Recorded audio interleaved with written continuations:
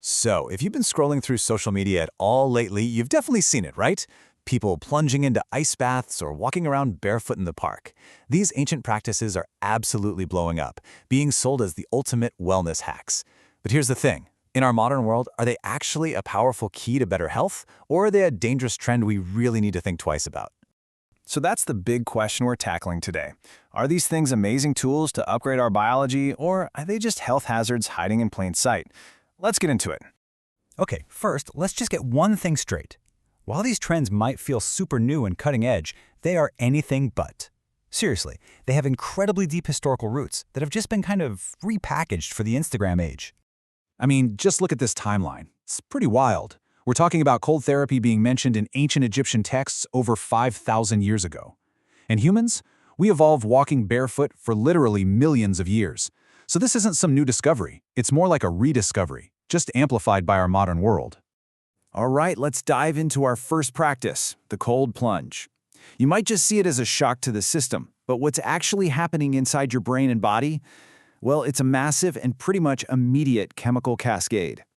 The second that cold water hits your skin, your body just unleashes a colossal 530% surge in noradrenaline. Now, this is a super powerful neurotransmitter that dials your focus and vigilance way, way up. It's kind of like a biological shot of espresso, but honestly, way more potent. And it doesn't even stop there.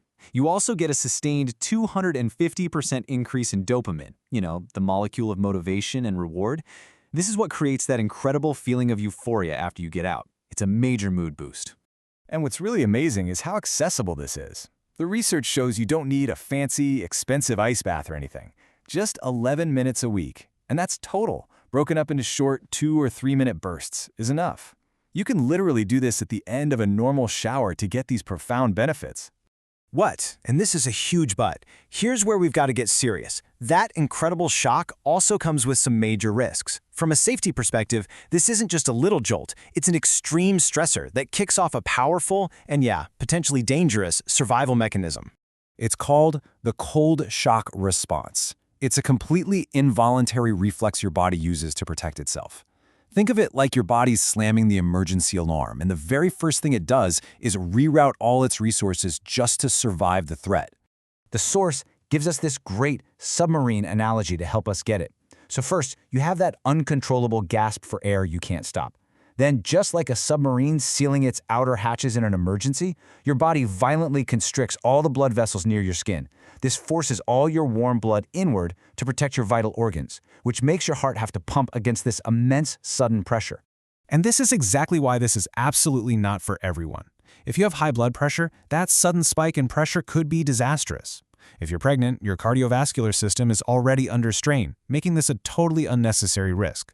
For people with nerve damage from things like diabetes, you might not even feel tissue damage happening. And for those with circulatory issues like Raynaud's, it can be extremely painful. Okay, now let's switch gears to our other ancient practice. We're going from the shock of cold water to the simple act of reconnecting with the earth and what that does to the very way we move. This quote really just hits the nail on the head.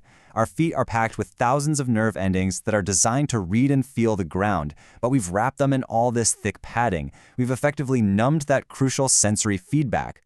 And you can really see the difference here, side by side. Padded shoes, they often lead to a heavy, unnatural heel strike and can actually weaken all those tiny stabilizing muscles in your feet.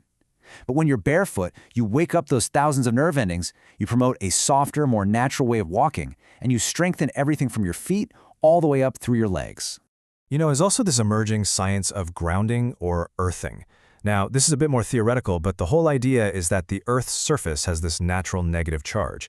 So direct contact might allow our bodies to absorb free electrons, which could then act like antioxidants, potentially neutralizing inflammation and helping to regulate our stress hormone cortisol. But here's the catch. Our feet evolved for walking on natural ground, right? Not the modern urban jungle. And that's the problem. Our environment today has basically turned this natural act into a minefield. And we're not just talking about the obvious stuff like glass or metal, but also bacteria and fungi that can cause nasty infections. Plus, pounding on unforgiving concrete sends shockwaves up your joints, and in the summer, pavement can get hot enough to give you serious burns. So all this brings us to the real question. For someone living a modern urban life, how do these ancient practices actually stack up against each other? Which one is the smarter and, maybe more importantly, the safer choice? When we put them right next to each other, the contrast is pretty stark. Cold showers happen in a controlled, clean environment, your bathroom. The main risk is internal, a cardiovascular event. Barefoot walking, on the other hand, happens in a completely uncontrolled environment, where the key risk is external, a physical injury. So for city life, this gives cold therapy a much higher viability score.